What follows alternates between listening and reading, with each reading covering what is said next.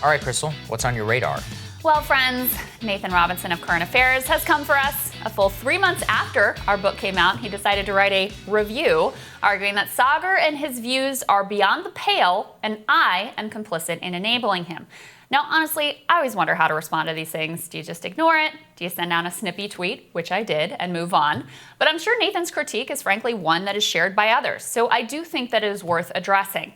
Now, technically, he frames this as a book review, but it obviously also applies to Rising, since the book is primarily a compilation of our 2020 Dem primary commentaries. So here is the crux of the argument that Nathan makes here. He starts by listing all kinds of terrible people who he lumps all into the category of right-wing populism. Bolsonaro, Orban, Trump, and then the obligatory Hitler and Mussolini. Thus, having equated fake populists like Trump and outright genocidal fascists like Hitler with right-wing populism, he has a groundwork all laid to come to this ultimate conclusion that the left should have absolutely nothing to do with anyone who calls themselves a right populist, as of course Saagar does. So here's the concluding paragraph. The age-old labor question is, which side are you on? Carlson, Engetti, Trump, Bolsonaro, they answer that question emphatically and openly. They are not on our side. They would use the might of the state against us. Right-wing populism is simply a lie, and nobody who is on the left should have anything to do with it. First, I think it's important to clarify what the mission of the show is, since Nathan sort of seems to mischaracterize what we're doing here in the first place. We're not pretending that we agree on everything and joining hands and singing Kumbaya. If you've been watching this show, especially in recent weeks, you know Saagar and I have deep, profound, and sometimes tense disagreements on the path forward in this country. I bet you've been having some of those ugly disagreements with your own friends and own family. So if the question is, hey, should leftists just wholesale accept right-wing populism as an ideology? Of course the answer is no, but then literally no one is arguing that. Instead, the project of the show is pretty simple. There are two major ideologies rising in America right now. What are they? What's fueling them? Where are the intersections, and where are the disagreements? Frankly, during the Democratic primary, those intersections were more on display. There was a shared view of media treatment of anti-establishment candidates and of the supporters that were backing them, of the core rot in America, which has fed populist discontent, of the way that corporate interests stand in the way of pro-worker economic policies like Medicare for All. There was also a close alignment in the coronavirus economic response, as both parties completely fell on their face, propping up corporations while leaving small businesses and the working class to wither on the vine. But in recent weeks, the differences have very much been on display.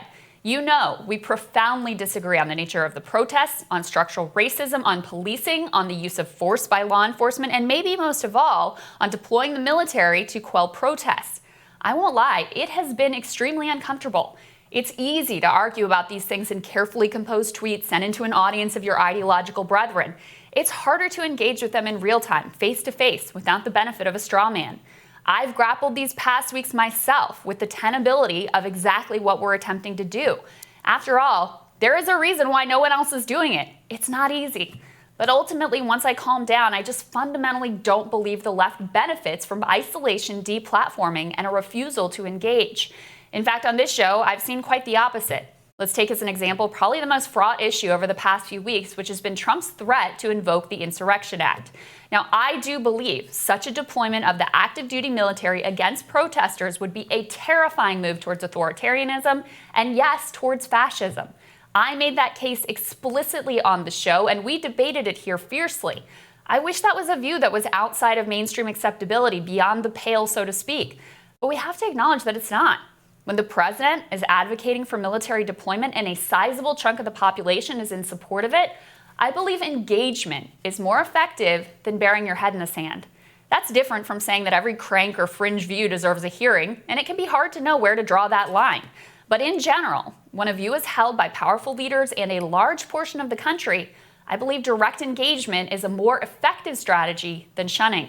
We've seen the proof of that here. Because we actually have to deal with each other as human beings and can't just caricature and strawman the other side as uniquely evil, we've both heard from quite a number of viewers about being de-radicalized. Viewers who have now placed their anger at the structures, leaders, and institutions which have screwed over ordinary Americans rather than at their fellow Americans themselves. Viewers who've been able to have conversations with family members again about politics. If your political project involves uniting a multiracial working class coalition around social democracy, that is incredibly important and very heartening to hear. By the way, I also think we should be pretty humble about the virtue of our own side versus the other side. It's not clear to me why Saagar should be beyond the pale, but the corporate and imperialist Democrats who sold out the country and murdered civilians overseas should be just fine. Finally, Nathan readily admits that he agrees with 80% of what Saagar says. Many of the leftists who watch this show probably feel the same way. Now, that is partly because we do tend to gravitate towards topics where we have some level of shared interest and agreement, but it's also partly because there are a number of things on which we do in fact agree. So one of the central questions of this show is on those areas of overlap, can the new left and the new right work together? Should they? And that is in fact the question that I put to Nathan and others who view the world as he does. If you have a Republican who's willing to work with you on a living wage, but they're an immigration restrictionist, do you work with that person? If you've got a Trumpist who will stand with you on union rights, but calls coronavirus the Wuhan virus, do you still collaborate? If they will help you fight for a UBI during a pandemic, but they support using the Insurrection Act, what do you do? Now, my answer is the same as Bernie's. When he worked with Ron Paul on surveillance, or worked with John McCain to support veterans, or worked with Mike Lee to end our backing of the war in Yemen. I think you take yes for an answer when it's given and retort hell no when you don't agree. I think rather than retreating to your ideological corner of imagined moral purity, you engage with the world as it exists in all of its messy ugliness, because that's reality. Now, I'm not claiming I navigate these things perfectly. Of course I don't. I always want to do better and try to live up to the trust that you all have placed in us. But for those who believe that the core project of this show is rotten from the jump, not only do I disagree, but I believe that way of thinking does profound damage to making actual progress on a social democratic agenda for the multiracial working class. Because the moment that you caricature everyone who calls themselves populist right as Hitler, no one's going to listen to another word you have to say, nor should they. And Saagar, look, Nathan wrote this piece, right? And I was like, what do we do with it? Like, do I say? Do I just let it go? Well, what do we do? it's free publicity for him. But I do. This is a critique we've heard before. Sure. And so I think it's worth laying out, like, what is it we're doing here? What is this all about? There's all these like conspiracy theories about how we're some like stalking horse for some other thing. It's really quite simple. Like, you're not saying you love everything I say. I'm not saying I love everything you say. But there are these two new coalitions rising in America. You can either deal with that or you can try to ignore it and isolate yourself increasingly into these ideological corners. And I just think that is fundamentally the wrong approach. Well, it's foolish. Tucker Carlson's show is the #1 show in America right now, beating Sean Hannity by hundreds of thousands of viewers. And there's a reason for that, which is that obviously he struck a nerve with a huge segment of the American right who are hearing an anti-corporate agenda, probably for the very first time in a very long time. So what does that mean? Does that mean that whenever you're somebody who also shares anti-corporate views, that you shouldn't want to engage with that person or even with the view itself whenever you have some overlap? And by the way, this is the only place where we have people, a significant right and significant left audience, who never get to hear their views challenged. If you're living in an echo chamber of just leftists,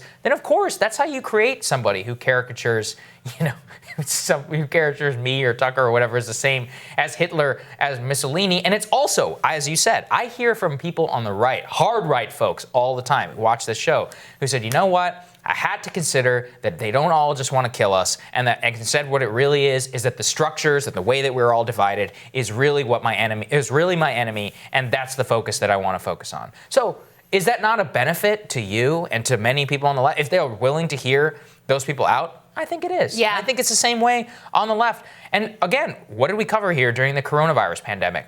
If Josh Hawley and Pramila Jayapal both want to cover Americans' payroll during the coronavirus crisis, who cares what letter is next to their name? Right. Pramila Jayapal is an immigration extremist, in my view. Do you see me caring whenever she's talking about covering people's payrolls? No, I don't care at all. And I don't think the American working class who could dramatically benefit right now from receiving their wage payroll subsidy by the federal government gives a damn what you think about any of these social issues, because they're struggling and they just want to eat right now. Yeah. And that's actually what I care about. And I think your point is really important about, like, and look, I don't want to oversell what we're doing here, although I do think, I am very proud of this show and really proud of the audience we have and its ideological diversity, which has only become more and more diverse over time. I mean, we literally hear from people from all across the spectrum who watch this show. Where else can you go that, like, someone on the left, like myself, could level a criticism at Trump that anyone would even pay attention to? Or that someone on the right, such as yourself, like during the Democratic primary, you were saying, like, Bernie's messing this up because he's not going after Joe Biden. He is not behaving like the anti-establishment candidate. He needs to be able to win. And people listen to you because you had treated him fairly and respectfully in other areas. So that is, to me, a really important part of what we're doing here, because if you're just preaching to the choir and you're not changing any minds, like you're not challenging your own side, you're not changing any minds, what are you really ultimately accomplishing?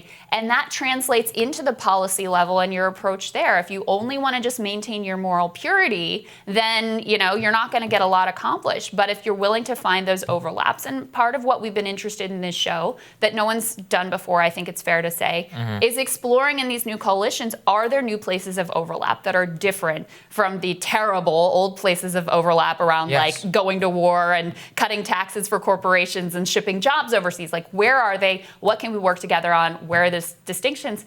It's not more complicated. We're not doing anything more complicated or more like radical than that. It's challenging at times, but that's fundamentally what we're committed to. The real radicals are the people who team up in America to ship people's jobs overseas and cut taxes for the richest people and give every corporate handout left or right. And they're never seen as beyond the pale. No one's ever canceled for hanging out with them. Somebody go cancel them, right? Somebody go cancel like the Chuck Schumer working with Mitch McConnell to pass, like, I don't know. What was it during the Venezuelan section of the State of the Union? Everybody stood up. Right. Nancy Pelosi's clapping over there. Who's going to cancel that? I mean, seriously, you don't think that is pretty morally objectionable? They don't care. The people who teamed up, of course, on the Iraq War and justified it and, killed our citizens, hundreds of thousands of Iraqi citizens and, murdering civilians overseas. Like, no one ever gets canceled for that. No. So come back to me when that happens. Yeah, I know. Well, I think a lot of this, the last piece I'll say, is about legitimacy, which is that there's a huge segment of the right, which I think is bad, who say, you know what, those people, they hate us, they want to kill us, they want to destroy our way of life. They view the left, and the ascendant left in particular, as so morally objectionable that it has no legitimacy in American politics. Can't have that view. And that's ultimately what Nathan is also advocating from the left, which is that that view is so morally objectionable, so outside the pale, so et cetera, that you cannot even grant it the legitimacy. We live in a democracy, people. 330 million people. And a lot of people have very different views. Significant chunks of the country believe what you believe. Significant chunks of the country believe what I believe. And if we are to actually coexist, you have to talk. Because what were you saying about family members and all that? You think that these screaming matches and these things aren't happening across the dinner table of people? Oh, yeah. It definitely is. But they still have to break bread. And I think that that's actually what makes, that's what makes America a good country. And that fostering that, instead of fostering this like corporatist, I think we should all agree that we should just cut taxes. Faux civility. Yeah, or faux civility, which is keeping the status quo. I think that's way more morally objectionable than anything else. Look, I fundamentally believe in a politics that brings together a multiracial working class coalition. You are not going to do that by starting off by saying these people are like fascists or Hitler. All right. Yeah. Well, apparently 40% of union members in America are Hitler. Didn't know. All right, Sagar, looking forward to your radar. That's next.